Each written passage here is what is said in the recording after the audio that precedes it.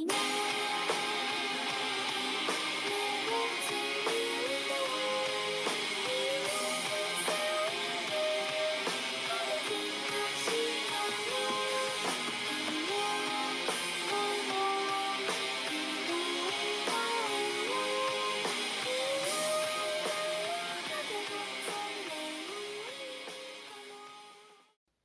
up, friends? It's Full Firecore. Welcome back to Teambuilder tutorials.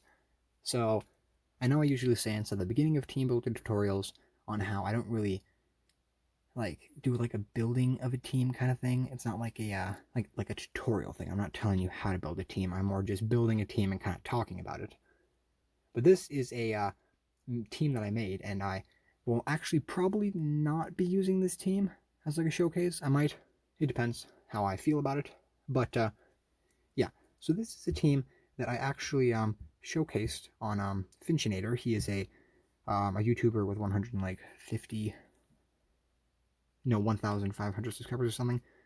I'm probably pronouncing his name wrong or something, but yeah, he's a Showdown player. He's the head grandmaster or something for the OU tier and the NU tier, which I think is pretty awesome.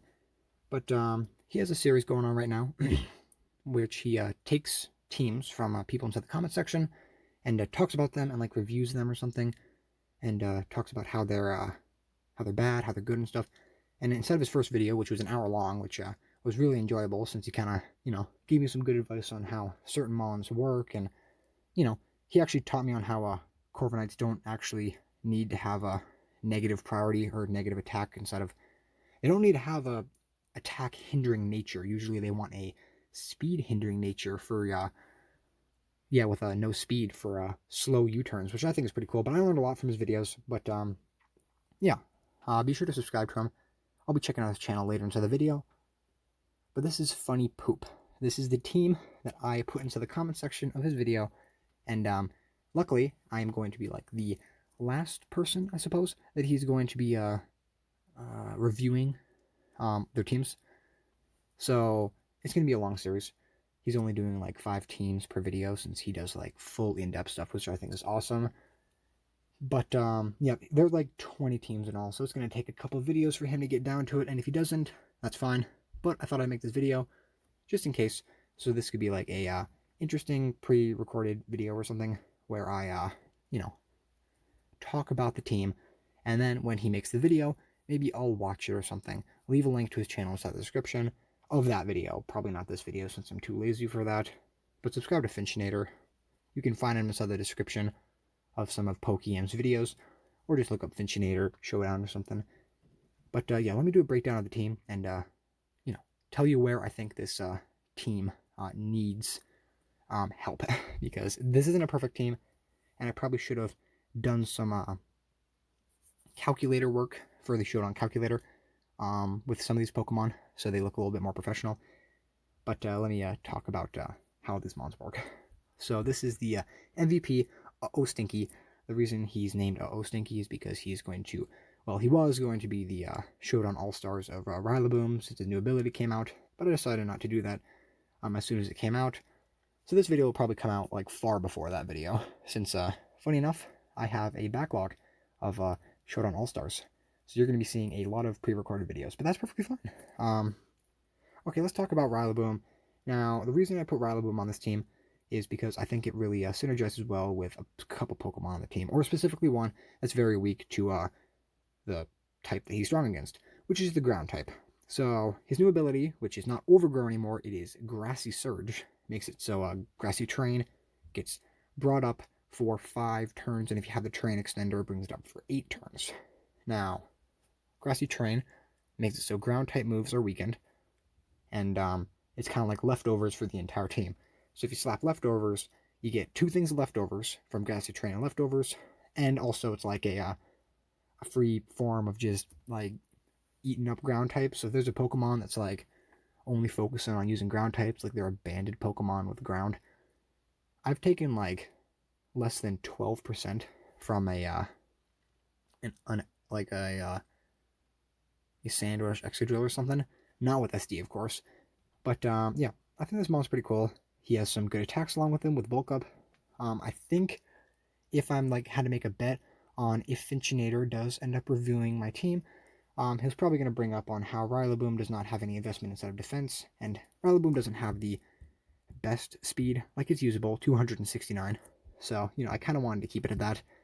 But, there's probably like some custom EV spread that he has, like, I don't know, 12 special defense so you eat a fire blast or something, 200 defense so you can eat a, I don't know, -2 pyro ball from Cinderace. I actually did the calculator, the calc for pyro ball with the max defense Rillaboom. And even if you're at max defense, you're still not going to be able to survive. So if you bulk up 2 times, I think, and if you have max defense with a bold nature, I'm pretty sure that's the yeah, it's the one that has less special attack and more defense. I'm pretty sure it makes it so you can live, like, guaranteed or something. I don't know.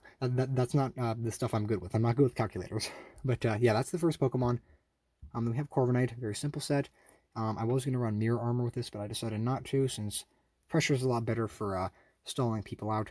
This is Body Press, U-Turn, Roost, Defog. Very simple. Everyone knows this set. This is the one people use all the time, since, it has a lot more things to hit with it. Body Press is a lot better than Iron Head and Brave Bird, unless you're doing all this situational stuff.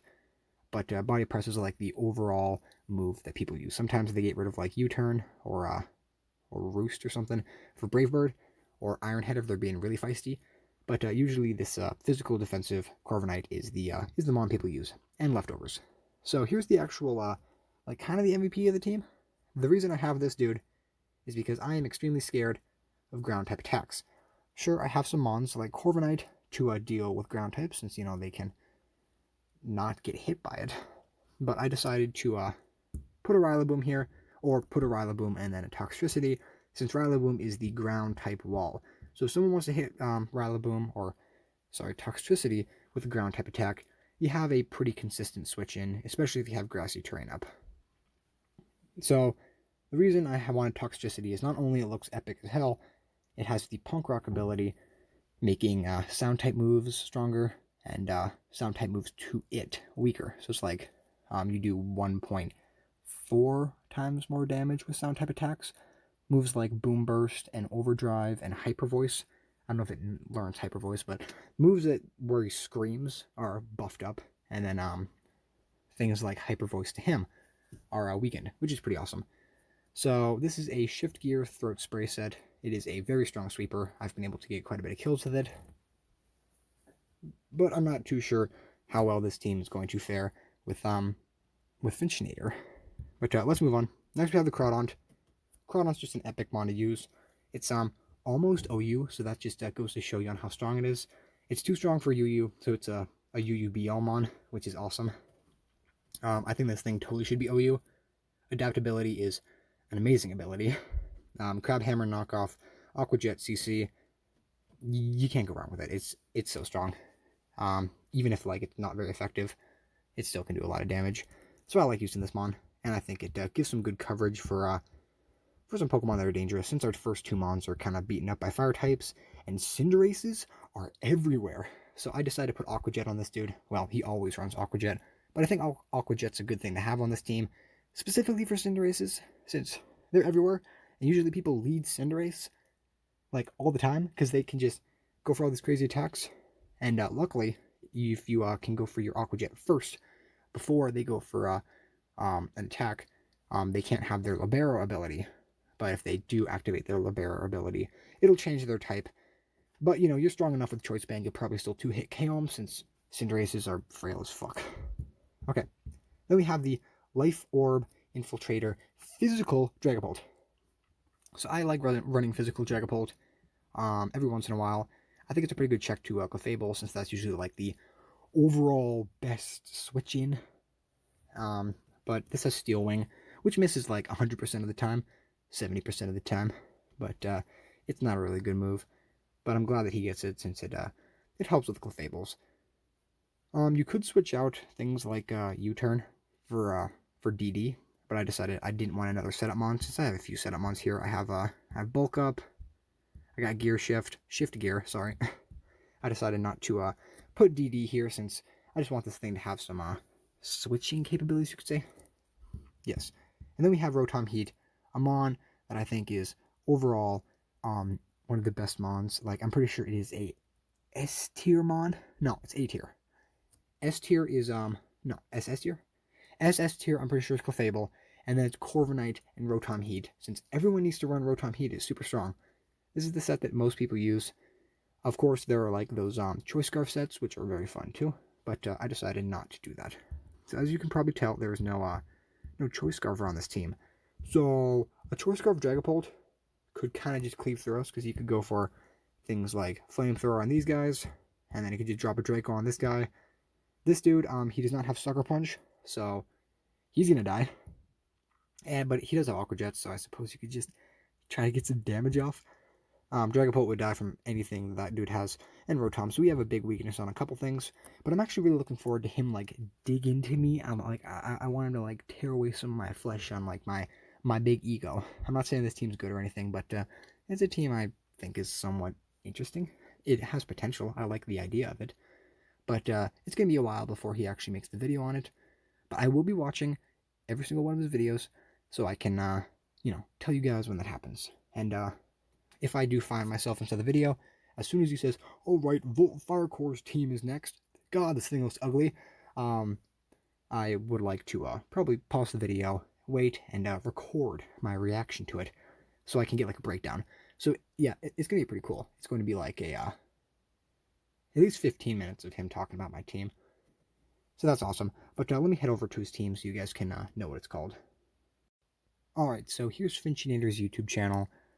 He's one of the few YouTubers I actually have post notifications on with.